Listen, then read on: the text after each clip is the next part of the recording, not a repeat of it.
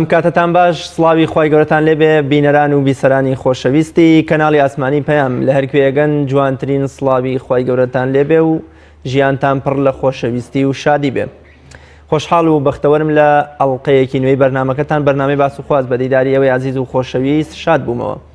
لەم بەرنامەیەدا باز لەوە دەکەین کە چۆن خۆشەویستی خەڵک بەدەست دەهێنی یا چۆن وا دەکەی دڵی خەڵکی بەرەو خۆت کەمەندکێش بکەی یا بە چ شتێک بتوانی بچیتە نێو دڵی خەڵکیەوە. فەرموودەیەک دەرگاکان و کلیل و دەروازەکانی بەهەشت دەبەستێتەوە بە خۆشویستنی نێوان بەندەکانەوە. پێغەمبەری خوا صلی الله علیه و سلم دەفەرمێت سوێند بەخوا ناچنە بەهەشت تا ئیمانتان نەبێ، ئیمانیشتان کامڵ نییە یا ئیمانتان نییە تا یەکترتان خۆش نەبێ. ئایا شتێکتان پێ بڵێم کە بەکردن و ئەنجامدانی یەکترتان خۆش بێ؟ پاشان پێغەمبەری خوا صلی الله علیه و سلم دەفەرمێت سەلامکردن لە نێوان خۆتاندا بڵاو بکەنەوە و زۆر سەلام لە یەکتر بکەن. دەگێڕنەوە ڕۆژێ هیشامی کوڕی عەبدولمەلیکی پیاوی دەسەڵاتداری ئەمەویەکان و سەرۆکی ئەو کاتەی دەوڵەتی ئەمەویەکان لەگەڵ ژمارەیەکی زۆر لە پاسەوانەکانیدا دەچێتە حرەمی کەعبەی پیرۆز و دەیەوێت دوور کات نوێژی سونەت بکات و ماچێکی بەردەڕەشەکەش بکە. بەڵام لەگەڵ ئەو هەموو هێز و جەبەڕوتەی کە لەگەڵیایەتی ئەو هەموو قامچی بەدەستەی لەگەڵیایەتی هیچ کەسێک وەکۆڵێ دڕ بە ڕیزەکان نادا و جێی بۆ ناکەنەوە و بە هەزار ناڕەحەتی و ئەملا و ئەولا و شەڕەپاڵ اینجا دەگاتە بەردەڕەشەکە و لەو کاتەشدا نایەڵن بەردەڕەشەکە ماچکە. دوای فترەیەک کەسێک عەمامە بەسەرێک دێتە نێو حرەمی کەعبەی پیرۆزەوە و خەڵکەکە وەکو ڕێز و حرمەتێک بۆی دڕ بە ڕیزەکان دەدەن تا ئەمیش دەچێت لە پەنای ئەو شوێنەی کە حەزرەتی ئیبراهیم نوێژی تێدا کردووە دوور کات نوێژی سونەت دەکا و پاشان هەڵدەستێتەوە نوێژ بەردەڕەشەکە ماچ دەکا. هیشامی کوڕی عەبدولمەلیک سەری لەمە سوور دەمێنێت کە ئەم دەسەڵاتدار و گەورە و پایەداری وڵاتە بۆچی خەڵک وای بۆ نەکرد ئەم پیاوە هەژار و لات و پوتە کێ کە ئاوا ئەم خەڵکە ئەم هەموو ڕێز و حورمەت و خۆشەویستی بۆ دەردەبڕێ.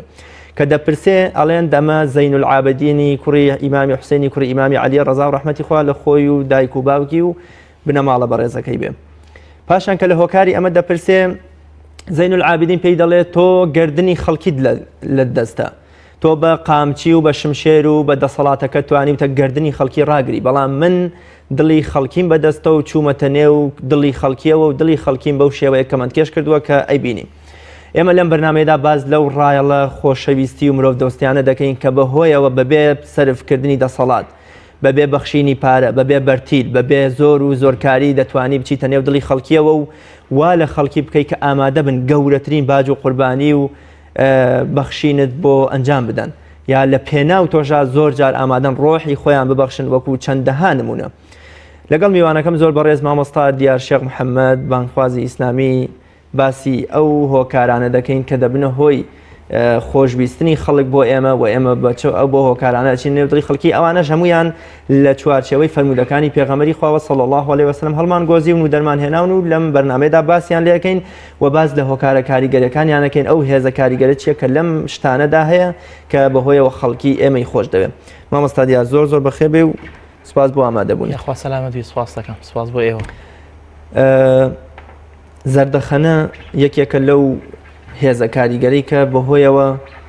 ئەتوانی بڵێ تێڕوانین و سەرنجی خەڵک بەرەو خۆت ئەگۆڕێ. پێغەمبەری خوش صلی الله علیه و سلم لە فەرمودەدا باسی کردەوە. پێم خۆشە باز لە زەردەخەنە بکەین و پاشتر باز لە کاریگەریەکانی بکەین. بسم الله الرحمن الرحيم الحمد لله رب العالمين وأصلي وأسلم على المبعوث رحمة للعالمين وهداية للحائرين سيدنا وحبيبنا وأستاذنا وعظيمنا وقائدنا وقدوتنا وأسوتنا ونبينا ورسولنا وكهفنا وكنفنا وسندنا ومعلمنا ومنقذنا ومرشدنا ومربينا وتاج رؤوسنا وقرة عيوننا وطب قلوبنا وحاد أرواحنا مولانا محمد وعلى آله وأصحابه وأحبابه وأتباعه وحزبه وجنده ومن اقتدى بهديه واستنى بسنته واقتفى أثره إلى يوم الدين. أما بعد دەستخۆشی لێ یەکەم خوای تەعالا بخاتە میزانی حەسەناتی هەمووانەوە. زەردەخەنە و ئیفتیسامە سنەتێکی پێغەمبەرە،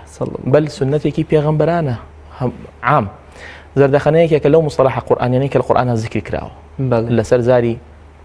سولەیمانەوە عەلەیهی سەلام کاتێکە گوێی لە مێلوورەکە ئەبێ وقالت نملة يا أيها النمل ادخلوا مساكنكم لا يحطمنكم سليمان وجنوده وهم لا يشعرون فتبسم ضاحكا من قولها.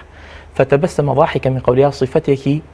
جواني ئەم پێغەمبەران بۆ دەرەخا خوای پەروەردگار جەل جەلالوه. کەواتە ئەسڵ وایە ئینسانەکان پێش ئەوەی سیرەت و سنة وصورتي بيغمبر من لبرشاو صلى الله عليه وسلم تماشای قورآنی پیرۆزکەین قورآن ئاماژەیاوە بەم مەسئلەیە ڕەحمەتی خوا لە ئیمامی ئەوزاعی بێ فەرمێ هەژ مصطلحی لە قورآن هات دەبێ بۆستی لەسەری مصطلحی قورآن مصطلحی وحیە مصطلحی ئاسمانە مصطلحی خوای پەروەردگارە جل جلاله جزئی دووهەمی وحی سنەتی پێغەمبەر عەلەیهی سەڵاتو وەسەلام کەواتە تەماشاکردنی قورآن جیاوازتر لەگەڵ تەماشاکردنی سیرەت و سنەت و سوورەتی پێغەمبەر صلی الله عليه وسلم کەواتە ئەسڵ بابزانین کە ئیبتیسامە و پێکەنین جزئێکە لەگەڵ ئینسانە صیفەتێکی بەردەوامی ئینسانەکانە صیفەتێکە مەوسوفە ئەم ئینسانە بە صیفەتی ئیبتیسامە و زەردەخەنە و پێکەنین هەتا پێکەنینێکی زۆر پێغەمبەر صلی الله عليه وسلم پێکەنیوە چونکە زەردەخەنە پێوترێ ئیبتیدا و ضحک بیدایاتی ضحیکە هەموو پێکەنینە زەردەخەنەیە بەڵام هەموو زەردەخەنەیە پێکەنین نییە کەواتە هەتا پێکەنینیش کە قۆناغی دووهەمە پێغەمبەرمان صلی الله عليه وسلم پێکەنیوە حتى صحابە ئەفەرمون حتى بدت نواجذه واتە حتى خڕێکانی دیانەکانیمان بینی صلی الله عليه وسلم ئیبتیسامە یەکێکە لەو صفەتە گەورانەی پێغەمبەر صلی الله عليه وسلم کە بۆ بە هۆکاری مسلمان بوونی زۆربەی صحابە ڕاستە و ئیبتیسامە یەکێکە لەو صفەتانەی کە بۆ بە هۆکاری زۆربەی مسلمانان لە دوای پێغەمبەر صلی الله عليه وسلم هەتا زانایان کە باسەکەن باسی کردنەوەی وڵاتەکان تحریری ئەرزەکان لە کات سەردەمی ئیمامی عومەرە ڕەزا و ڕەحمەتی خوایان لێبێ ئیمامی ابن کەثیر لە بیدایەوە ئاماژەی پێداوەڵێ یەکێک لەو علامەت و صیفەتانەی کە غەریب خەڵکە غەریبەکە پێی معجب بوون ئیبتیسامەی سەحابە بوو کەواتە چەکێکی کاریگەرە چەکێکی کاریگەرە کە بتوێ دڵی مقابل سحری لێ بکەیت و سەحبی کەی بۆ لای خۆتەوە ئیبتیسامە یعنی أجر پاداشت چونکە پێغەمبەرمان صلی الله عليه وسلم لە صحیح مسلم ئەفەرمێ وتبسمك في وجه أخيك صدقة لە لەفظێکە بوجه أخيك صدقة واتە پێکەنین و زەردەخەنەت بەدەم براکەتەوە ئەو یەکێکە لە صدقەش یعنی حەسەنە لێرە حەسەنەش بعشر أمثالها عشر أمثالكەیش والله يضاعف لمن يشاء بس خۆی پەروەردگار ئەزانێ جل جلاله مامۆستا لەگەڵ قسەکردنی شابێ کاریگەرترە ئەبوو دەردا فەرمێ سوێن بەخوای گەورە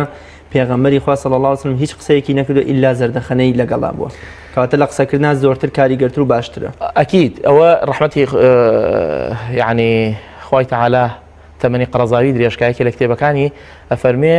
گەورەترین صیفەتی داعی ئەوەیە لە کاتی قسەکردنا مبتەسیم بێ ئەو ڕوایەتی جەناب ئێنێتەوە بە بەڵگە اینجا سەحابەی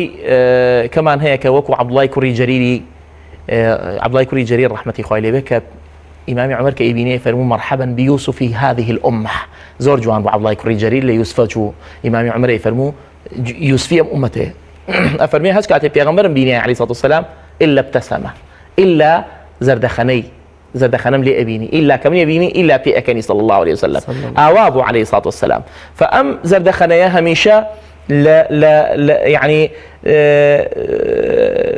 نتورا ولا دم شاي بيغمبر صلى الله عليه وسلم إلا لكاتي كان نبي بيغمبر صلى الله عليه وسلم كاتي كبيزانيا انتهاك حرماتي خواب كرايا يعني حلال حرام كرايا خطا سورة كان ببزين ري ياخذ يكي التاواني انجام باب بيغمبر صلى الله عليه وسلم تورا ابو كانه مدير جيش كانما في صلى الله عليه وسلم لبردم جيش كاو صوتي برزه كده عليه الصلاه والسلام بينا خوش ابو فابتسامه صفتك پیغمبر صلی الله علیه وسلم صفتي همو صحابه او صفتيان هبوه الا وكوتم لكاتي ناخوشي وكاتي مسائل حلال وحرامه ابتسامه دوري نابت وشنك ابي حدود اخوايته بيشو عائشه رضا ورحمه اخواي لي كاتك بيلن پیغمبر چون بو صلی الله عليه وسلم افرمي پیغمبر صلی الله عليه وسلم كان رسول الله ألين الناس يعني نرمون يعني نرمترين كذبو كسيكي زور نرمو بيغمبر عليه الصلاة والسلام كسيكي زور ساده بو كسيك بو هيج صفتك جوازي نبو لغيري خوي بل كو خلقت شو جوره وبيغمبر يعني أناسي أو كبيغمبر صلى الله عليه وسلم إن جاء فرمي بساما ضحاكا دائما ابتسامه زردخنا لسلي ويبو صلى الله عليه وسلم ما مستديال او زردخنا وبيكني نكاميك نهي وكولي ريغري ليكراو زۆر جار بەداخەوە لە نێو مسلماناندا ئەو ئاەتە قورئانی کە بۆ منە ئەفەرمێ کەم پێەکەن و زۆر ئەگرین لە ترسی قیامەت هەتا پێغەمبەری خوا صلی الله علیه و سلم لە فەرمودەیەکدا فەرمێ بۆ منە لەبارەی مردنەوە دەفەرمێ ئەگە بتان زانیایە کەمترین پێەکەنین و زۆرترین بۆی ئەگریان بەڵام ئەمە ناکاتەوەی کە تۆ بۆ منە هەمیشە گرژ و مۆن و بۆ منە تووڕە و قسەکانت هەمووی تند و زبر و پڕ لە زەنگ بن کامەیە ئەم پێکەنین و زەردەخەنەی کە نادروستە و تا چەند کاریگەری لەسەر مسلمانان هەبووە کە تەنانەت ئەو کاتانەی کە پێویستە زەردەخەنە لەسەر لێویان بێ بەهۆی ئەم ئاماژە قورئانی و فەرمودەیەوە لە خۆیانیان تۆراندووە و وەکوڵێ وێنایەکی ناشرین نیشانداوە بە ئاینەکەمان. بەڵێ خۆی ئەو فەرمودەی کە ئەفەرمێ لەو تعلمون ما أعلم لبكيتم كثيرا وضحكتم قليلا. قرآن سورة التوبة فرمي فليضحكوا قليلا وليبكوا كثيرا. أما باسك باسي شي باسي قيامته يك لباسي قيامته سفياني ثوري كاتب باسي قيامتك را باسي إذا زلزلت الأرض زلزالها را تربيك يلا سير روش استفادة من لنا أكل علمه. إمام أبو حنيفة كاتك القارعة وما القارعة وما أدراك ما القارعة إخوانت جاريا بحفت خلق نهبيني باسك باسي قيامته دوو هەمشت لە باسی گریانی زۆر و پێکەنینی کەم باسی خەلوەتە ئینسان کە لە خەلوەتە بێ خۆ پێ ناکەنی تۆ لە خەلوەتە غێر تاوانەکانی خۆت بیرەکەوێتەوە فبیتالی ئەبێ زیاتر بگریت زیاتر فرمێس بڕژی زیاتر قسە لەگەڵ خوایە بکەی بە گۆڕ بە کوڵ بە فرمێسک قسە لەگەڵ پەروەردگارکەی تکاکان نزاکان ڕجاکان ئەمە داواکاریەکان بە فرمێسک ئاڵاستەی خوای پەروەردگاریەکەی جەلە جەلالو. بەڵام ئێمە کە باسی ئیبتیسامەکەین باسی ئیبتیسامەکەین کە بناو کۆمەڵگا بۆیە یەکێک لە زانا ئۆروپیەکان عاید القرنی لە کتێبی ئەسعەد ئیمرأة في العالم نقلیەکە ئەڵێت یەکێک لە زانا ئۆروپیەکان ئەڵێت فەیلسوفێکە ئەڵێ ئیبتیسامە سنەتێکی ئیسلامە بۆ ئێمە ماوەتەوە بەڵام بووە بە واجبێکی کۆمەڵگا واجبێکی ئیجتیماعی فئێمە باسی ئیبتیسامە و پێکەنینەکە لە ناو یەکتریە بەڵام ئەو باسی کە باسی گریانەکرێ ئەو باسی قیامەت و باسی خەلوەتە. ئەمەی کە جەناب ئەفەرمووی لە چ کاتێکە ئینسان ئیبتیسامەی نەبێ لە کاتی لێقەومانە لە کاتی مەصائبە لە کاتێک کە براکە تووشی مشکلەیە بێ ئەمە کاتی پێکەنین نییە فەصل لەیس بالهەزل کاتی قەشمەریات و پێکەنین و گاڵتەوە مەسائل صاحبی مصیبەتەکە خۆی بە پێکەنین وەریگرێ خۆی بە ئیبتیسامە وەریگرێت چونکە لای خواوەیە خوا بەسەری کردوتەوە بەڵام تۆ نابێ وا لە مقابل بکەی کە تێگەیشتۆ تۆ پێی خۆش بووی تێگەینی کە شەماتەی بۆ دەرەکە خۆت مصیبەتی ڕوو تێکا گە زەردەخەن دەبێت لەوە چ عیبادەتیش بێ بۆ زەردەخەنە عیبادەتەوە گوتمان سەدەقە زۆر بە کورتی لەبەری بپەرژێن سەرەوەی کە باسی چەمکەکانی تریش بکەین ئەو هێزە کاریگەری چیان بوونە گرنگی زەردەخەن لە چیدایە و چۆن ئەتوانێت کار بکاتە سەر دڵ و دەرونی بەرامبەر و ئێمەش بەرێتە نێو دڵ و دەرونی بەرامبەرەوە. ئەوەڵەن جارێ ئیبتیسامە فەنێکە بێ فێری بین نابێت جارێ ئەوێ پێشەوەی کە بزانین کاریگەری هەیە خۆم فێر بم کە خۆم فێر بووم و بکردم بە صیفەتێکی لازم بۆ خۆم کە دائما من مبتەسیم بووم لە کاتی مصیبەتەکانە بەڵاکانە مشکلەکان گرفتەکان کاتی خۆشی کاتی ناخۆشی کە ئەو ئیبتیسامم هەبوو بالتالي أبي بصفتك لا من وأنا أسلم لنا كومالجا كسا مبتسمك كسا أو كذا دخني هميشة لسر لي وكانيتي فالدواي أو توأتواني إيش كان يخوض طرح كي أجر دعوة به أجر دراوسيتي به أجر بيني كروبا وجبه يتلا هموش وين كان أو نيب ابتسامة كاريجري هي قصة كانت بتوربون نية أو نيب الرفق هي ما كان الرفق في شيء إلا زانه ومن انتزع من شيء لا شانه كواتر أو نرمونياني وبيكانيني وابتسامة لاشتكانها بيت أو نكاريجري زياتر بيت أجر بو فرورده به أجر بو دعوة به أجر بو أشتواني وصلح به أجر بو فروشتن به حتى مثلا كي صينيين بيني ولا كتير كان صينيا كان ألين إن الذي أو كسيك صفتي ابتسامينية وابتسامي بينية بعد كان نكاتو بعد شتێکی نەبێ ناوی دوکان بێ کەواتە بۆ کڕین و فرۆشتن بۆ معاملە بۆ بەیع بۆ شیرا بۆ هەموو شتێک تۆ بێ جارێ خۆت فێری ئەو فەن نەبکەیت چونکە فەنێکی محەممەدیە صلی الله عليه وسلم دوای ئەوە بۆ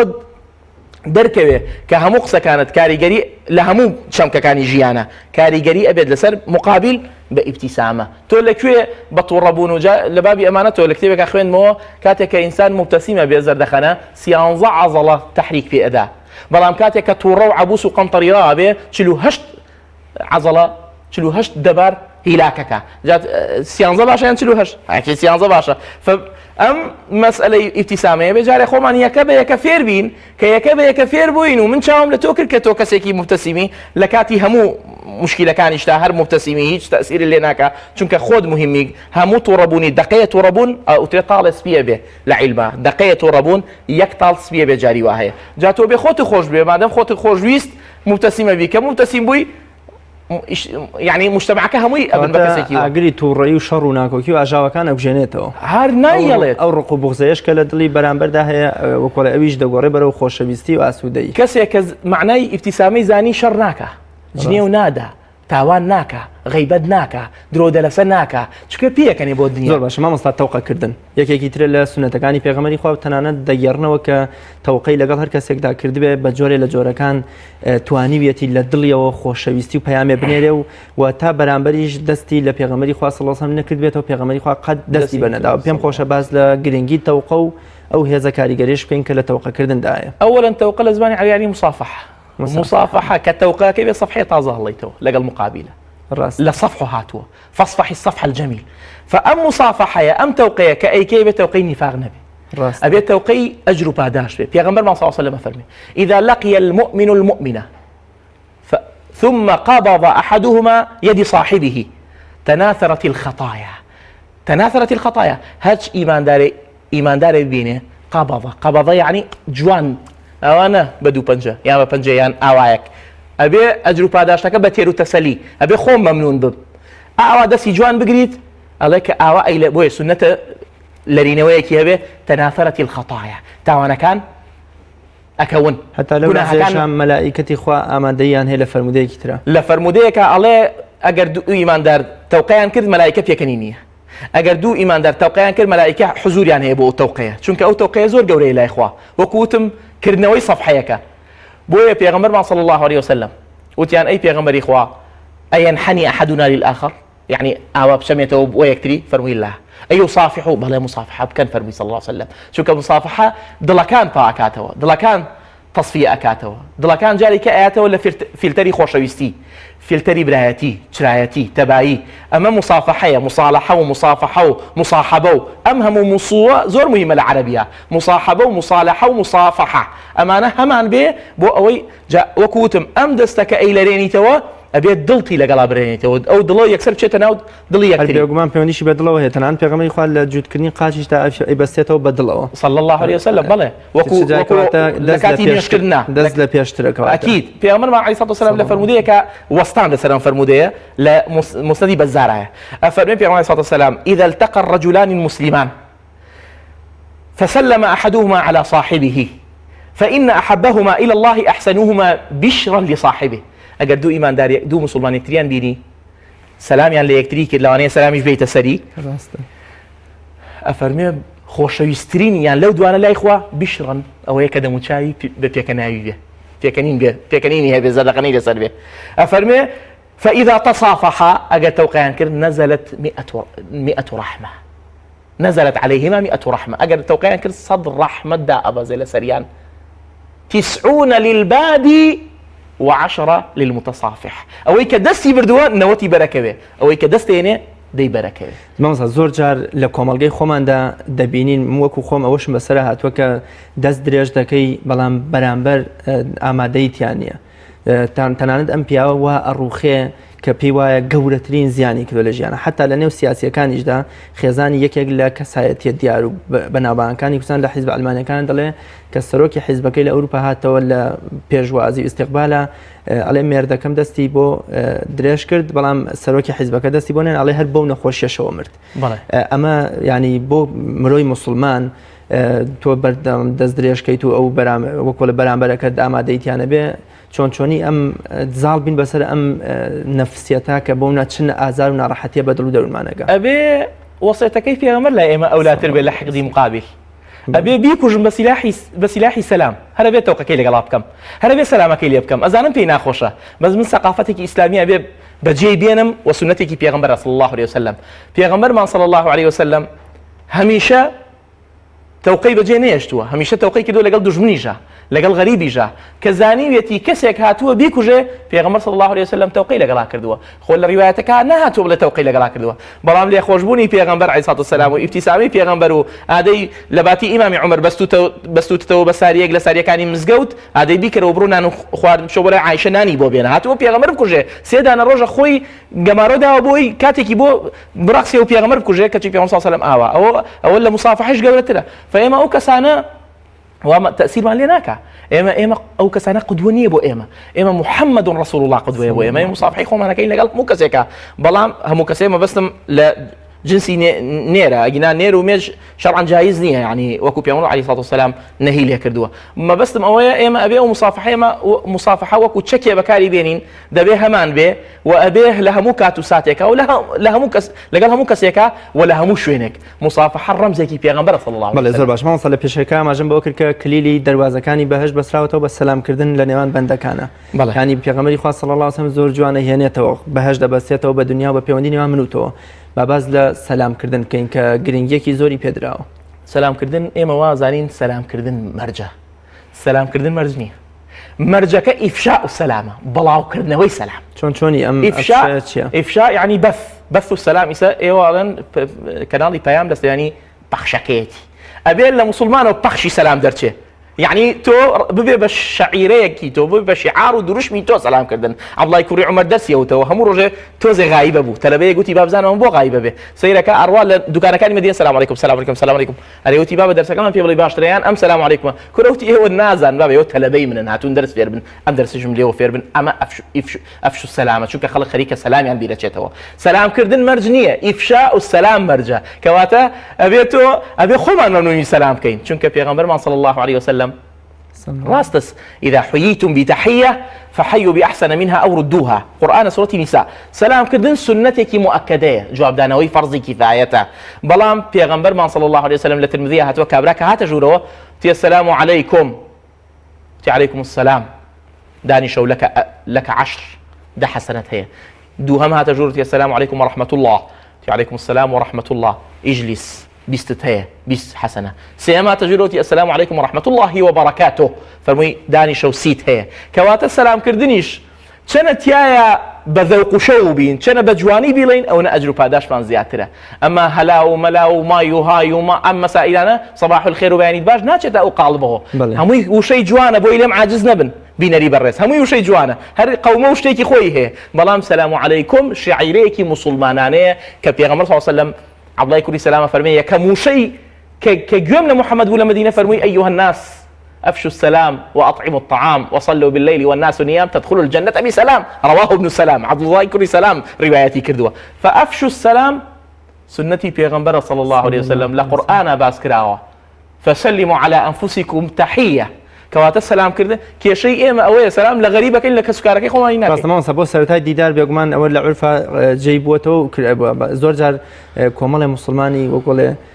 پابند ترمان هن لبجهشنی مجلس و دیدارەکانیش دا هەر سەلامەکەن ئەمەشیان هەر سنەتە هەر سنەتە سەلامکردن بەس بۆ داخڵبوون نییە بەکو بۆ خارجبوونیژە سەلامەکەی تۆ ئیتر سەلام یعنی چی سەلام یعنی السلام علیکم یعنی ئاشتید لێ بێ شەڕم پێ نییە چەکم پێ نییە یەک پارچە گوڵم یەک پارچە باخم یەک پارچە سەوزیم یەک پارچە مەحەبەتم یەک پارچە شەوقم یەک پارچە ذەوقم سەلام ئەمەیە سەلام ئەوەیە کە من بە سەلامەتی هاتووم و تۆ لە سەلامەی لەگەڵ منە ئامان گومانی خراپم پێ نەبێ سەلام لێ کردویت من شتی خراپم پێ نییە زدی تۆ برای منی تۆ مسلمانی تۆ مرۆڤی لە کۆتاییە هەر هەمووان کۆبینەوە لە ژێر قاڵبی مرۆڤایەتیە فبالتالي سلام علیکم بۆ هەموو کاتێکە هەتا سەحابە ئەڵێ جاری وا هەبوو لە فەرعێکۆ ئەچوو ئەوی کە تازە سەلامیان کردەوە میسان سەلامیان لە یەکتریە کردەوە سلام علیکم ئەجر و پاداشتە هەیە لە ئەجر و پاداش خۆی يعني رابكات أجر وباداش ده هر شوينك بيتو لكوا خير بيتو موجود بي لكوا شر بيتو بزربي وحاضر نبي فالسلام كردن سنتك أمريكي قرآنية وسنتك بيغمبر صلى الله عليه وسلم. بلما زور جار للآن كومالجوا قال طب أنجام درانو بيجراني سلام أدري زور جار لبنيو باسكات السلام كي جنجا كان دلين علي مزجو تيام بونا زور جار مسلمان وايلي هاتوا أو عندك قال تيام بيقدرون اللي هم كراوا شرمك عبونا بلا السلام عليكم. شون إما بەرەو ڕووی ئەم خراپەکاریە ببینەوە. وڵا بەرەو ڕوویە بینەوە بە ئەجر و پاداشتی سەلام و سەقافەتی سەلام پێغەمبەر صلی الله علیه و سلم پێ دوان نییە ئەو کەسەی بەرامبەر ئەبێتەوە بە پێی پێوەری ئەو سەلامکەیانە بۆ نەچیتە مەجلیسێکەوە بوونە هەمویان ئەهلێکی خراپن ئەمویان بۆن لەوەچە خەریکی خراپەکاری بن هەر لێرەشدا هەر سەلام پێویستە هەموو کاتێ ئەو ئەجر و پاداشتەی لە سەلام عەلەیکم و ڕەحمەت الله هەیە لە شتێکیان نییە خەڵکی نەبا بزانن بەس کە چوومە مەجلیسێک و ئەهلی سەلام نەبوون هەر ئەڵێم بۆ نمونە طبعا ئەبێ مسلمان بن غيري مسلمان اتواني سلام يعني بكي بس رحمتي بو نانيري رحمتي بو نانيري جمهوري فقهاء غيري مسلمان بلين بلام مسلمان بعام سلامي جان ليه كم كجناب فرموا مجلس يعني جروبي سلامين إن جاب دواي أو يجلهم أمكانتنا باش سلامك بيش خم شعيرك كي خوم بيش خم هذا كي بيغمر بيش خم صار وكو لما جالي توقعك وتمان برامبر زوجها أمادينية كدست بوبيانه للسلامش خوي يقول القرآن فما أجر جاهل كان بومن قصي خرابش برامبر كان أمان هالسلام وعباد الرحمن الذين يمشون على الأرض هونا وإذا خاطبهم الجاهلون قالوا السلام خاطبهم الجاهلون بهمو جورك جاري وهاي قاطو بيك جاري وهاي جوابي سلام النانو أمانة نابت جران لسردل بابزاني باخومان يعني تيب أما مسألة تيب برناكين بآساني خوي قرص لسردل سلام عليك كي جواب النذاتو بلام كسيري أجر باداش قيامته كي تسيري سنتي بيغمر كي توجب جد كردوا أو دبيرة شيتو فأصل واي إما دعاء خير يجيبوه بكين جاري واحد مثلا دا في طلع أم سلامت شيخ ولا مزجو تانين وكو جناب فرمود حدث هيك بشان يعني خو هدايتي بقى ونيك يكوجم أو نيك ددل يكن بإسلام بسلام بقرآن بسنتي بيغمر عليه الصلاة والسلام أو أنا قدوانين بو سلام شون أتواني كار دلكام كا بيغمري خوا صلى الله عليه وسلم زۆر جار ئێمە لە کۆمەلگا سەلام بۆ یەکێک دەکەی ڕق و بغزی چەندین ساڵە لە دڵیان نامێنێ من وەکو خۆم لە ژیانی خۆمان کە بە کۆڵانێکان ڕۆشتوم بۆ منە زۆر جار ڕقم لە کەسێک بۆ بەڵام کاتێک کە سەلامێکم بۆ کوردستان بە ئارامیە کردووە بۆ کۆڵێ ئەو ئاگری ڕق و بغز و تووڕەیە لە دڵمان نەماوە یا ئەگەر ئەو سەلامی بۆ من کردبێ چۆن کار لە دڵەکانەکە سەلام کلیلی دڵەکانە کە سلام هەتا سلام نەکەی چۆنەچی تعرفی لەگەڵاکە ئەبێ سەلامی لێ بکەی اینجا السلام يجر الكلام عربڵێ فأو سلامەکەی اینجا چیتە ناو مەسەلەکانەوە هەرچ ئیشێکت هەبێ هەرچ کارێکت هەبێ هەرچ داوایەکت هەبێ هەرچ تەڵەبێکت هەبێ داواکاریەکت هەبێ ئەبێ پێشەکەی سلام بێ عریزان نووسێ بێ السلام عليكم ورحمة الله أيها العميد أيها الرئيس الجامعة أيها نازان شي إلى آخر المناصب فسلام كردن كليلي دڵەکانە کەیتەوە ئەگەر یەکێ لە سەد حقدی هەبێ بەرامبەر من بەسەلامەکە لەوانەیە بیکەم بەنەوەت بەسەلامەکە لە دڵمەوە دەرچێت و دوعای لەگەڵا بێ پێشەوە لەوانەیە بێ بە 75 آخر جاری وای سلامی ئێمە ئەبێ دوور بین لە سەلامی نیفاقیش هەروە سەلام بۆ هەندێشت بکەین یان بۆ فیز و داعیە و ئەو مەسەلانە یان بیکەین بە پیپێک یان هۆڕنێک یان لایتێکی لێم یان ئەمانە ئەبێ نەمێنێ یان مەیکە یان دەسێ بەرزۆکە پیپ و میم مەکە هۆڕن لێمەیە چکە هەر شتێکی کۆمەڵایەتی نییە شتێکی حەزاری و ئەوە نییە دەست بەرزکردنەوە سنەتی پێغەمبەر عەلەیهی سەلام لە نوێژە کاتێک کە سەلامیان کردووە پێغەمبەر سەلام بەدەست ڕەدی کردوێتەوە عەلەیهی سەلام ئەوە لە سنەتی پێغەمبەر عەلەیهی سەلام فکەواتە سەلام کردن شعیرەیەکی زۆر گەورەی پێغەمبەرە ئەجر و پاداشێکی زۆری لەگەڵا ولو مهمتر استعداد هبه جوابي سلامكت مهم به إذا حييتم بتحية فحيوا بأحسن منها أجر طاقتان نبو ردوها يعني وكو خوي ردي كلوا كان خوش بلاي السلام عليكم عليكم السلام ورحمة الله وبركاته سرچاوم أو بأحسن منها لقال جهاز يعتر بقرمو قري بقنجوقيتي شر لو بقرين أمكاتت باش بون من كومالة شمكو دستواجي ترهن بالريبة سلامة كمان بقرين هو وكل يوم كإمام مسلمانين بشمكو كار اشتكانيش من روجان إلا أينك خمان ورقرين ما هو صار ريلي ناقرين ريلي أقرين لبدايته وبوتره بس السلام عليكم كاتتان باش زور مهمة قيتشيكا بيله شيكي خوشة همو كاتيك باش همو ساعتك خوش به همو ساعتك خير به شو شاد به روج شاد به ما دام حزيليتي بس السلام عليكم بيش او بلا جناب باب رسالك اوابه شلون هول بين السلام عليكم بلاو بيرنا خلقه يكم اما كاري خطيبه كان كاري ما وصي عينيه اي باشا همو جمعيك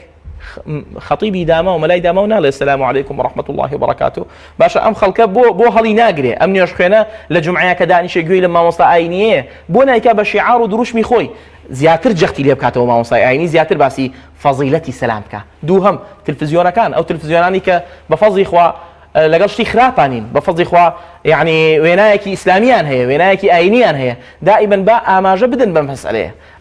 سەلامکردن سەقافەتێکی ئێمەیە با بەجێ نێڵین سەقافەتی موسڵمانە عیلاقەی نییە بە کوردایەتی و عەرەبایەتی و نازانم هەرچیە هەیە سەلامکردن مادەم ئەجر و پاداشتە کاکە براکەم وەکو نوێژکردن وایە نوێژکردن فەرزێکی قورئانیە سەلامیش باسێکی قورئانیە نوێژکردن پێغەمبەر ئەمری پێکردووە سەلامیش ئەمری پێکردووە عەلەیهی سەڵاتو وەسەلام کەواتە هەمووی ئەجر و پاداشتە هەوڵ بین بەو خەڵکە بڵێن دین کۆمەکەنەوە لە نوێژ و زەکات و حەج و ئەم مەسائلانەیە چۆن ئەمری کردووە بە نوێژ ئەمری کردووە بە سەبر چۆن ئەمری کردووە بە نوێژ ئەمری کردووە بە سەلام چۆن ئەمری کردووە بە نوێژ ئەمری کردووە بە ئیبتیسامە و زەردەخەنە پێویستە دایم پێ بکەنی پێکەنین کۆ بێتەوە لەگەڵ موسافەحە و سەلامکردنە ئەمە بێ بە خەیرون عەلا خەیر هیوا هەیە نە سەلامەکە نە موسافەحە و تەوقیعەکات ئەژڵەی لە جەهەنەم ڕای کردووە ئەوە موشکیلەیە ئەڵێ ئەخباری دۆزەخی لایە بەرگێکی ئاینیشی بەسرا بڕیوە ماوەسا بالضبط جاری وایە ئەڵێ ئەهلی بیدعان نابێ سامیان لێ بکەم نابێ ئەمانە ئەبێ هەجریان کەم ئەم کەلیمە زەخمە هەجر کەلیمەیەکی زۆر زەخمە خۆشی پشکۆلەیە موالیدی لەگەڵ ڕێزمە یعنی موالیدی دەوانێت 2000 بێ نازانێ هەجر چییە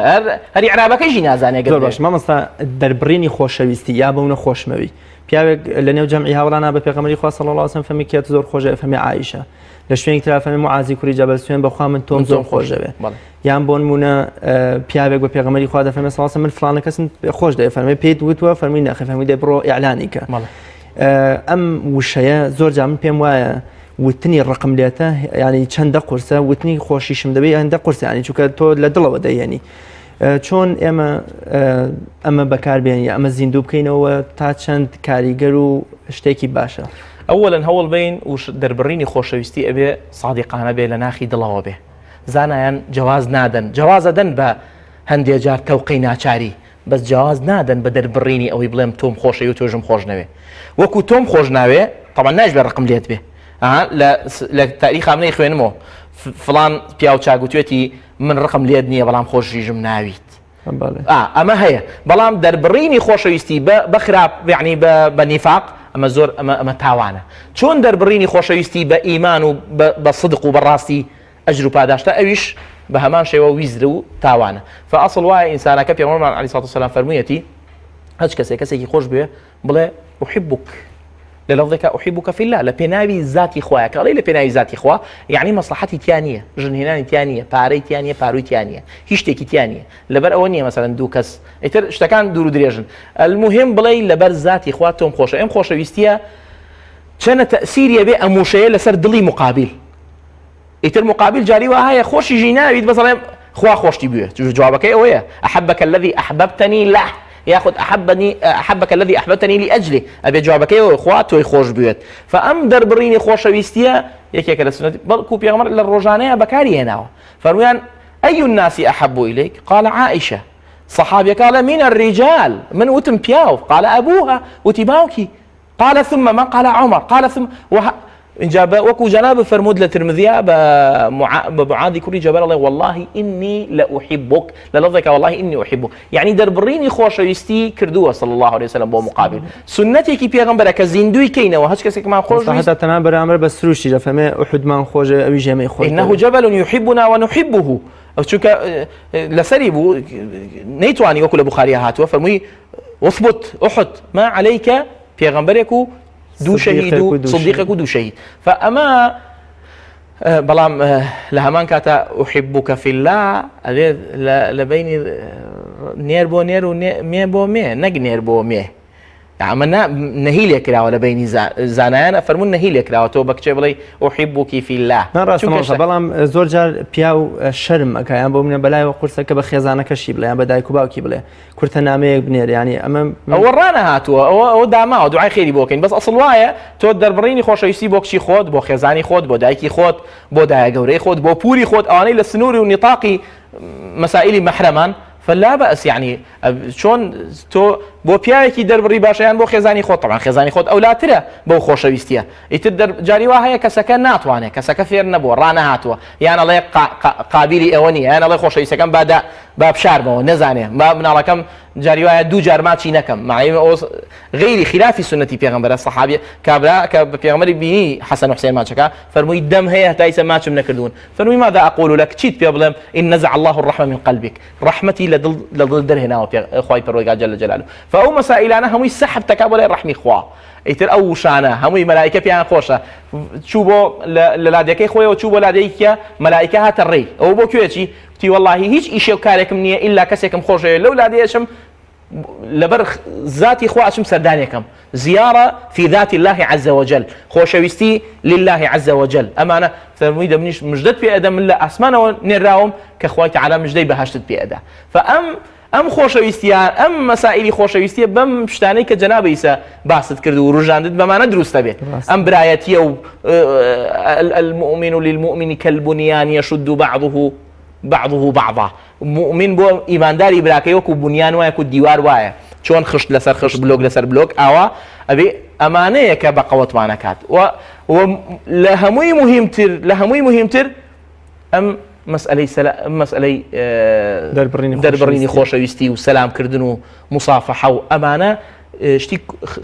خراپەی ناو کۆمەلگایش نایاڵێ خراپەکاری کەسی فاسد نایاڵێ کەسی حقد نایاڵێ نەخۆشیەکانی دڵ نایاڵێ اینجا کەسەکە ئاسوودە ئەکا کەسەکە دائیمەن دڵخۆشە بێ کەسەکە لە شەڕی خەڵک لە ئەمانە ئەبێت ئەزانێت کە فڵان کەس مادەم خۆشەویستی بۆ دەربڕیوە و موسافەحەی لەگەڵا کردووە و سەلامی لێ ئەکات ئەمە زۆر مهمە ئەڵێ کەواتە من زۆر غەڵەت تێگەیشت بووم من خەڵکم دیوە و توێتی 10 ساڵ ڕقم لەو کەسە بووە کەچی بۆچی ڕقل لێڵێ خۆشم نازانم دە ئێمە جەریمەیە کە بە حەقی خۆت و بە حەقی ئەوەیکەی و بە حەقی کۆمەلگایە تۆ ئەگەر کەسێ نەناسیە لە خۆتەوە بڵێ من ئۆڵا ڕقم لێتی بەس خۆشم نازانم ئەوە نەخۆشیە بەڕاستی ئەوە بێ بۆستی لەسەری بچی وەلای دکتۆرێکی نەفسانی بۆی چارەسەرت کە زۆر باش مامۆستا بەخشینی دیاری و هەدیە لە فەرموودەدا هاتووە و ئەوەندەی کە ئێمە خۆشمان جەنابەت من هەر کەسێکی دیکە کە ئەم شتەمان ڕوبەڕوو کراوەتەوە شتێکمان بە هەدیە بواتەوە ئەگەر چی زۆر کەم و بێبایەخ و بێنرخیش بوو بێ کاریگەریەکی قوڵ و گەورەی لەسەر دڵ و دەروونمان هەبوو بە جۆرێ لە جۆرەکان خۆشەویستی ئەو مرۆڤە چۆتە دڵمانەوە پێم خۆشە باز لە کاریگەری بەخشینی دیاری بکەین یەکێ لە صیفەتە گەورەکانی پێغەمبەر عەلەیهی سەڵاتو وەسەلام ئەوە بووە کە هەدیەی وەرگرتووە سەدەقەی ڕەت کردوتەوە صدقة بو محمد وآل محمد نابي صلى الله عليه وسلم هدية ورقرتوها هلو صفتي كسلماني فارسي بيغمري بيحتاقي كذا كاتك لك آخر قشة كوتي صفتي تشيا تي صفتي كي هي هدية ورقري صدقة ورناقري وختمي نبوتيش ببشتيوتي صلى الله عليه وسلم فسلماني فارسي كم روش شوتي أما صدقية فرمي كلوا ليه يبخون دوم روش فرمي أما هدية بيغمر صلى الله عليه وسلم قال لي أنا خواردي فهدية خۆشەویستی دروستەکە بەڵکو خۆی فەرموویەتی تەهاد و تەحاب و بەڵام حەدیسەکە ضعفێکی تایە لە بابی ئەمانەتەوە هەدیە بدەن دیاری بدەن بە یەکتری خەڵاتی یەکتریکەن خۆشەویستی دروستە بێ پێغەمبەرمان وا فەرمی عەلەیهی سەڵاتو وەسەلام تۆ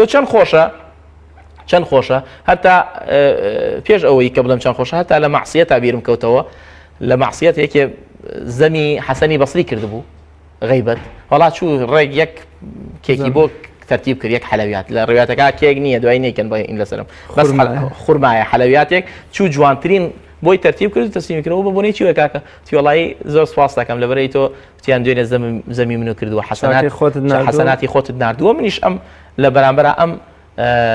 قاڵبە حەلەویاتەم بۆ هێناوی فهەدیە لە هەموو کاتێکە هەدیە وەلو ئەو لەو کاتەیە مردنە بۆ کەسەکە کە هەدیەکەی بۆ بێت تۆ مقابلی زەمەکەیان تاوانەکە فهەدیە باشی عارمان بێ لە هەموو کاتێکە خاستن لە بینی ژن و مێردا لە بینی کوڕ و باوکە لە بینی خوشک و برایە لە بینی دراوسێ و دراوسەیە ئیتر با بە پلە بەرزبینەوە بۆی بەس ئێمە جاری وایە هەدیەکە بین بۆ یەکێک بەس خێزانەکەی خۆمان مەحرومە لە هەدیە کوڕەکەی خۆی مەحرومە کچەکەی خۆی مەحرومە خوشک و برا ئەو سەقافەتیان نییە هەوڵ بین هەدیە هەر دڵخۆشە بێ ئەگەر بچوو بێ ئەگەر گەورە بێ ئەگەر بە قیمەت بیان زۆر قیمەتی ژینە بێ کەسەکە زۆری پێخۆشە چونکە تۆ ئەوت بەسەر کردوتەوە ئەوت ناخابووە لە خەیاڵا بووە لە داڵغەیە بووە لەم مناسبەتەیە یان مناسبەتیش نەبێ جاری وایە بە بۆنەی چیوە وەڵا هەروە ئیتر نابێ هەربێ بۆنەیەکە بێ هەربێ مناسبەیەکە بێ فئێمە هەوڵ بین ئەو مەسائلانە بقۆزینەوە بۆی ئەجر و پاداش یەکەم لای خوای پەروەردگار چونکە هەر ئیشێ بکەیت تۆ لە پێناوی خوایە ئینەما الأعمال بالنیات ئەجر و پاداشتە دوو هەم بۆی خۆشەویستی زیاد بێ بۆی ئەگەر خەلەلێکیش هەبێ نەمێنێ مشکلەیەکە بێ هەڵگیرێ گرفتێکە بێ توانین قەڵاچۆیکەین بەو هەدیە و بەو مەسائلانەی کە جەنابە باسی کرد فهەدیە وەرگرتن و هەدیەدان سنتي پێغەمبەرە بمەرجێک بۆ مەسائلی کە نەبێت مثلا بەرتیل و ڕشوە ناوبرین بە هەدیە وەڵا ئەمە هەدیە ئیمامی عومەر کاتێکە سەحابەکە هات موسڵمانەکە هاتەوە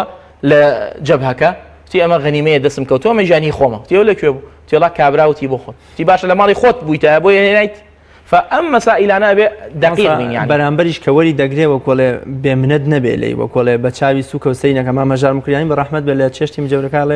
خەنجەرێکمە و زۆر دڵم پێی خۆش بوو هەمیشە بەبەر باخەڵمەوە بوو هەمیشە چەورمە کرد شەوانە تیژمە کردەوە لێ ڕۆژە بردم بۆ برایم ئاغای نازەم ناوچەی مۆکریان ئەڵێ هەر بە بەرچاوی خۆمەوە وتی بە خزمەتکارەکە وەرەم شتە پیسەم لێ دوور خەرەوە بیکە بە لاقەدی خۆتە ینی ئەڵێ تر ئیدی لەوە بەدووە جا هەر خۆی دوای ئەمە ئەڵێ داوەتی کەسێ مەکە کە لە خۆت خزمەتکارەکەی لە خۆت تێرتر بێ کۆمەڵی شت بازەکە واتە تۆ هەدیە بۆ کەسێ نەبێت کە بێمنەت و وەکۆڵێ بێ قابلانە سەیری بکە ئەکید ئەهۆڵ بین ئێمە لە کاتی هەدیە چی باش بێ ئەوە بکەین ئەگەر نەبوو ئیتر شتێکی بەسیتیش بێ ئەو کەسەیش وەکو جەناب فەرموود نابێ بە چاوێکی یعنی کەم سەیری کات و ئەبێ ڕێزی لێ بگرێت چونکە ڕێزگرتن لە هەدیە ڕێزگرتنە لە ساحێبی هەدیەکە ئەیتر ئەوە تعبیر ناکات لە شخصی پیاوەکە تعبیرەکان لە خۆشەویستی پیاوەکە تعبیر ناکات لە شخصی خۆی کە من هەدیەکە چییە بەڵام تعبیرەکان لەو خۆشەویستی و کە ئەوم بەسەر کردێتەوە هەدیەکم بۆ بردووە ئێمە ئەبێ ئەسڵ وایە لە بیدایەتەوە هەدیەکە چی باش بێ ئەوە لە توانامان نابێ بیبین نەک شتی باشم هەیە خراپەکە بەرم مامۆستا خاکی بوون و تەواضع خۆ بە کەمزانین بەرامبەر بە خەڵک لود بەرز نەبوون و بۆ منە هەراڵ نەبوون بەرامبەر بە خەڵک ئەمە تا چەند واد لێ دەکا کە حتا لە فەرمودەشدا هاتووە کە هەر کەسێ لەبەر خاتری خوا خۆی بە کەم بزانێ خوای گەورە بەرزی ئەکاتەوە ئێمەش ئەرکمانەوەیە کە ئەڵێن با بچینە دڵی خەڵکەوە لە پێنا ئەوەیە کە بەرز بین هەمیشە جێی ڕێز و خۆشەویستی خەڵک بین بە کوردیڵەن خاکی بوون وانە خاکی بوون لە خاکۆ هاتووە خاک ئەوەی پێی پیانەی ئەو خۆڵە کە پێی پیانیت هەموو کەسی پێی پیانێ وەڵام کاتی تێمەمان مەمنونیە بێتەوە ئەوەیە ئەو مهمە ئەو صیفەتە بەرزەی هەیە مسلمانە بێ خاکی بێ ئەبێ زۆر بەسیط بێ متواضع بێ اینجا کە تەواضعی نوانت و تەواضعی بڵاوکردەوە ناو خەڵکە خوا یرفعه بەرزەکاتەوە ئەم ڕەفعی خوایە چیە خۆ ناینێرە بۆ ئاسمان سوبعی بەرزەکاتەوە ناوی بەرزەکاتەوە ناوی خاتە دڵەکانەوە حرمەتی خاتە دڵەکانەوە ئەو کاتە هەموو کەسێ ڕێزی لێ ئەگرێ هەموو کەسێ خاکی ئەبێ لەگەڵیا هەموو کەسێ ناتوانێت تەکەبوری هەبێ بەرامبەری لود بەرزی هەبێ بەرامبەری ئەم تەواضعە ئەمرێکی خواییە مخبت لە قورئانە یەکێ لە معناکانی تواضعە یەکێ لە معنای مخبت کە صفەتێکی قورئانیە و پێغەمبەریش بان عەلەیهی سەڵاتو وەسەلام فەرمێ ما تواضع أحد لله إلا رفعه إلا بەرزەکاتەوە فالتواضع یەکێکە لە سنەتە جوانەکانی پێغەمبەر عەلەیهی سەڵاتو وەسەلام و ئەبێ ئەم تەواضعە لە سەرکردەوە دەست پێ بکە لە سەرکردەوە بڵاو بێتەوە ئەبێ سەرکردەکە بینین متواضعە سەرکردەکە بینین زۆر جار بە کراس و شەڕواڵێکەوە زۆر جار ئینسانی گەورە جوانترە مامۆستا بالضبط بۆ ئینسانی مەسئول زۆر جوانترە وەی لە ئینسانێکی سادە یعنی بچێتە ناو خەڵکەکەەوە بچێتە ناو پێشمەرگەکەەوە بچێتە ناو کەسەکەەوە نانەکە لەگەڵ ئەوە بخوا نانی جای بۆ تەباخی خاصی نەبێ چێشتی خاصی نەبێ وەکتی خاصی نەبێ هەمووی لەگەڵەوە بێ یعنی تۆ اینجا لێەوە کە سیرمان کرد خەڵکەش فێرە بێت خەڵکە مەسئلەی تەواضع خوای تەعالە قەرەزای حفظکە ئەفەرمێن لە قادەوە دەست پێ کات تەواضع ئەسڵ چونکە پێغەمبەرمان وا بوو عەلەیهی سەڵاتو وەسەلام قائیدێکی پێشەوایەکی سەرکردەیەکی پێشەنگێکی متەواضع بووە وەکو پێش تۆ زێوتم خەڵک جیان نەکردو لەگەڵ سەحابەیە هاتوون و وفود هاتووە نەیانزانی وەکو محەممەد بە نووری عەکسی پێغەمبەر ئەوەندە منعکیس بوون غەریبی تازات و دەیوت ئەمە پێغەمبەرستانە ئەڵێ هەموویان وەکو یەک وا بوون بالضبط فپێغەمبەر عەلەیهی سەڵاتو وەسەلام متواضع بووە و دائما خاکی بووە و هەمیشە وتوێتی لە هەچ کەسێک مسقال ذرەیە کبر لە ناخیا بێ لا يدخل الجنة مەسەڵەن شێوازی دانیشتنیش لەگەڵ هاوڵەکانیان بازنەی بووە يعني ئاوا سەر و خوار و بالضبط بۆ ئەوەی هینی تیا نەبێ يعني ئیتر کە باز نەبوو ئیتر سەر و خوار وشتی نابێ دوان لەم لاوە بۆ سەوێکێ لەم لاوە حصرا پێغەمبەری خوا عەلەیهی سەڵاتو وەسەلام لەگەڵ چوار خەلیفەکە حیمایی شخصیان نەبوو حصرا سەحابە خۆیان حیمایەتیان نەکرد بەڵام وەکو خۆی ئیتیخاذی حیمایەت چونکە ئەو نەفسەوە میش نەفسە فبالتالي بۆیە حیمایەتی ئیلا یەکێ خۆی هین نەبێت حەز دەکات تەطەوع نەکات فبويا حصلا پێغەمبەری خوا عەلەیهی سەڵاتو وەسەلام لە تاریخی ئێمەوە ئەو چوار خەلیفەیە لە دوای چوار خەلیفەکەەوە حیمایە دەستی پێ کردووە فئەمە مەسئلەی تەواضعە مەسئلەیەکی زۆر گرنگە بۆ موسڵمان چونکە بە تەواضع زۆر شت بەدەستێنیت بە تەواضع بەهەش بەدەستێنی بە تەواضع خۆشەویستی مقابل بەدەستێنی بە تەواضع ئەچیتە ناو دڵی خەڵکەوە بە تەواضع و بە خاکی بوون بە سادەبوونت نییە هەرچیەک بدوێ ئەیدەی بە خەڵک هەرچ بیضاعەیەکت هەبێ پێیان ئەدەی متواضع بە لەگەڵ هەموو کەسێکە لەگەڵ مناڵە پێغەمبەر صلی الله علیه و سلم ئیبن عباس فەرمێت پێغەمبەری خوان بینی مصافحە و سلام کرد سلامەکە لە مناڵ لەگەڵ مناڵە سلام بکە مصافحە بکە دەست بێنە بەسەریا خاکی بە هەندێک خەڵک هەیە ئێمە قەت نامبینین لە بازار جۆرە لە جۆرەکان بۆ یاری و مەزاقیش مناڵەکانی خۆیانمەونە هی خەڵکی تریژ دەکاتە سەر پشتی و ئەیان گێڕ پێغەمبەری خوا جاری وا بۆ نوێژی تاوا کردووە حەسەن و حوسێن لەسەر شانی بوو عەلەیهی سەڵاتو وەسەلام ئەم تەواضوعە ئەبێ عکس بێتەوە لەسەر باوک بەرامبەر مناڵەکانی لەسەر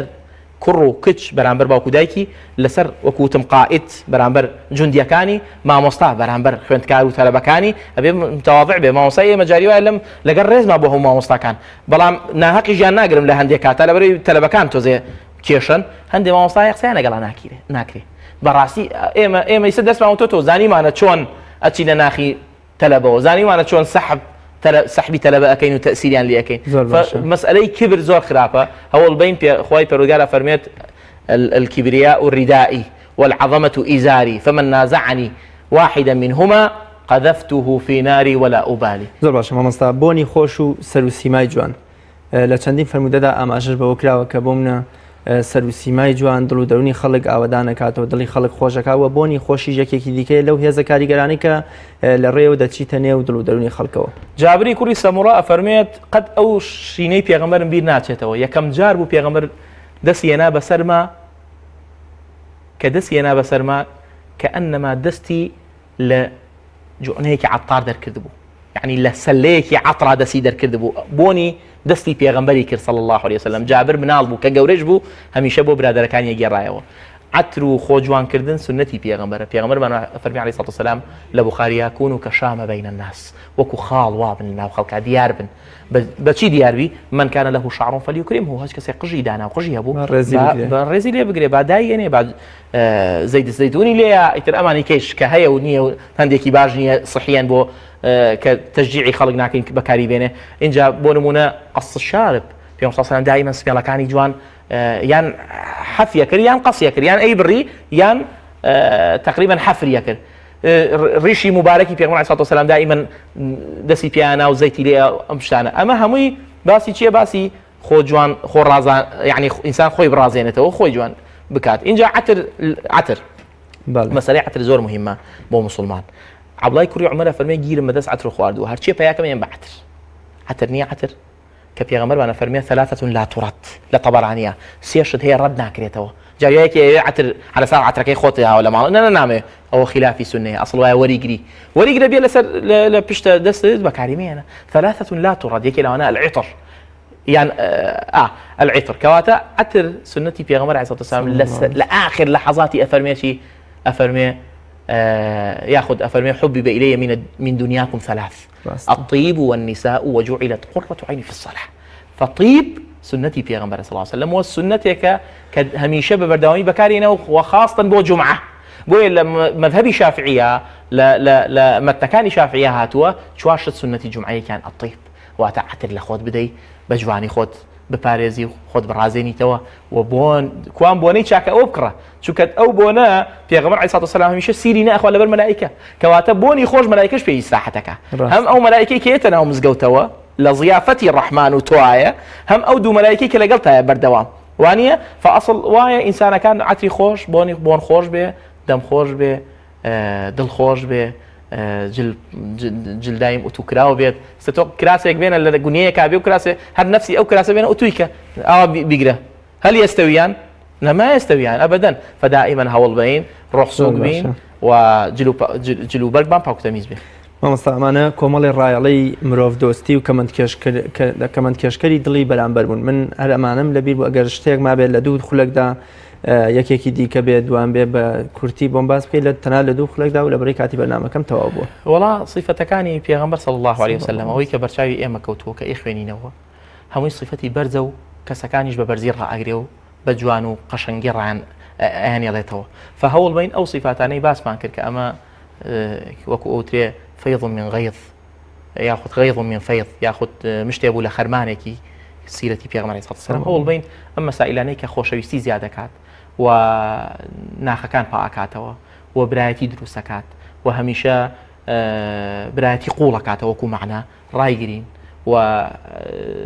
هەندێک مەسائلی خراپ هەیە و هەندێک نصیحەتی خراپ و ئامۆژگاری خراپ و قسەی خراپ و قسەی ئەم لاولاکە ئەیکەن بە بەدائیلی ئەم شتانە هەوڵ بین دوورکەوینەوە لێی ئەمەی کە ئەجر و پاداشتی تایە ئەمەی کە قیامەتی تایە ئەمەی کە بەهەشت بەدەزیێنیت بەم شتانەیە سەلامکردن دەربڕینی خۆشەویستی مسافحە و تەوقەکردن بۆن لە خۆدان ئینسان خۆی بە خاکی بزانێت دوور بێتەوە لە نەفس و هەوا و نەسەق و لوودبەرزی و مەسائلانە مامسەیان زۆر سپاس دەکەم خۆی گەورە پاداشتی بەخێر بداتەوە بشمان کاتە خاوەنی ئەم سیفاتانی ئینشەڵا بۆەوەی لە ڕێ ئەوەی کە ئەچینە دڵی خەڵکەوە بینە نمونەیەکی جوانیش وەکو پێغەمبەری خوا فەرمێ خاڵێکی ڕەش لە ڕوخسارێکی سپیە زۆر سپاس دەکەم خۆی گەورە پاداشتی بەخێر بداتەوە بینەرانی بەڕێز و خۆشەویست بێگومان ئێستا لە سەرانسەری وڵاتانی جیهانە لەگەڵ ئەم خەمباری و بێتاقەتی و دوورکەوتنەوە و دابڕانەی نێوان مرۆڤەکان خەڵکی بە هەزارەها دۆلار بە هەزارەها دینار بە هەزارەها پارەی ئەو وڵاتی خۆیان سەرف دەکەن بۆ بەشداریکردن لە کۆمەڵی خول بەتایبەت خولەکانی گەشەپێدانی مرۆیی یا ڕاهێنان لە بواری گەشەپێدانی مرۆیی یەکەن تەنها لە پێناو کەمەندکێشکردنی دڵی خەڵکیدا تەنها لە پێناو دروستکردنەوەی پەیوەندیەکی سەر لە نوێ لەگەڵ مرۆڤەکانی دیکەدا ئەم ڕایەڵانەی کە ئێمە ئەم ڕۆ باسمان کردن نە پارە سەرفکردنی دەوێت نە هیچ ناڕەحەتی و قورسیەکی دەوێت نە پێویستی بەوەیە تۆ بە ئاشکرا بڕۆی لەسەر مەنەسەیە بۆ خەڵکی باس بکەی دەتوانی ڕۆژانە لە ژیانی خۆتا لەگەڵ هاوسەرەکەت لەگەڵ منداڵەکە لەگەڵ دراوسێکە لەگەڵ مامۆستاکەت لەگەڵ هاوڕێکان و تەواوی خەڵکی دیکەدا بەکاریان بهێنی بەم جۆرە ئەتوانی بچیتە نێو دڵی خەڵکیەوە وەکو ئەو نمونەی کە لەسەر تاشەوە ئاماژەمان پێ کرد کە هیشامی کوڕی عەبدولمەلیک لەگەڵ ئەو هەموو سوپا و جەلادەی بەدەوریەوە بوون لەگەڵ ئەو هەموو دەسەڵات و ئەسب سواری بەدەوریەوە بوون نەیتوانی بگاتە بەردە ڕەشەکە و کەعبە بەڵام پیاوێکی سەر و سیما لاوازی عەمامە بەسەری وەکو زەین العابدین بەبێ هیچ شتێ بەبێ هیچ پاسەوانێک گەشتەوەی تەنها وتی من دڵی خەڵکیم کەمەندکێش کردووە تۆش بە شمشێر و بە سوپاکەت گردنی خەڵکت لە دەستایە هیوادارم سوودێکمان گەیاند بێت تا بە یەکگەشتنەوەیەکی تر بەخوای گەورە مێربانتان ئەسپێرم خۆتان لەگەڵ